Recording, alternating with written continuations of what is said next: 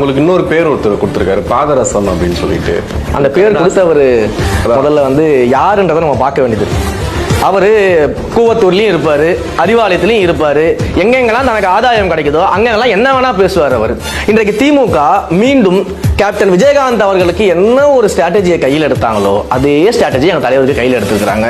நடிகர்களை அழைச்சி அவர்களுக்கு பதவிகள் கொடுக்கறதா இருக்கட்டும், அவர்களுக்கு வந்து முக்கிய பொறுப்புகளை கொடுக்கறதா இருக்கட்டும், அவர்கள் எல்லாம் அரவணைச்சு உங்களுடைய அஜெண்டா என்ன, நீங்க எங்களை பார்த்துட்டு வெளியில போன உடனேயே ரசிகர்கள் எல்லாம் வந்து வாக்குகளை மாற்ற முடியாது, நீங்க வந்து மக்கள்கிட்ட சொல்லணும், நீங்க வந்து எதிர்த்து பேசணும் அப்படின்னு சொல்லி இப்பதான் ஆரம்பிச்சிருக்கிறாங்க. நீங்க கேப்டன் அவர்களிடம் செஞ்ச வேலையெல்லாம் எங்க கிட்ட துளி அளவு கூட பலிக்காது. ஏன்னா ஏற்கனவே மக்கள் வந்து கேப்டன் அவர்களை வந்து நம்ம ஆதரிக்காம விட்டுட்டோம், இந்த கட்சிகளை நம்பி கேப்டனை நம்ம கைவிட்டுட்டோம். இன்றைக்கு அவர் இருந்திருந்தார்னா உண்மையிலே ஒரு நல்ல மனிதர், ஒரு நல்ல ஆட்சியை கொடுக்கக்கூடிய மனிதர் அவர் இருந்திருப்பாரு. இவர்களை நம்பி தான் நம்ம வந்து அவரை விட்டுட்டோம். இவர்களை வைத்துக்கொண்டு இது போன்ற நடிகர்களை வந்து அவதூறாக பேச வச்சு மீடியாக்களை கைக்குள்ள போட்டுக்கிட்டு அவரை எப்படியெல்லாம் இழிவுபடுத்தினாங்களோ அதே வேலையை இன்றைக்கு தலைவர் அவர்களுக்கு செய்வதற்கான ஸ்ட்ராட்டஜி அவர்கள் கையில் எடுத்திருக்கிறாங்க. துளி அளவு கூட பலிக்காது.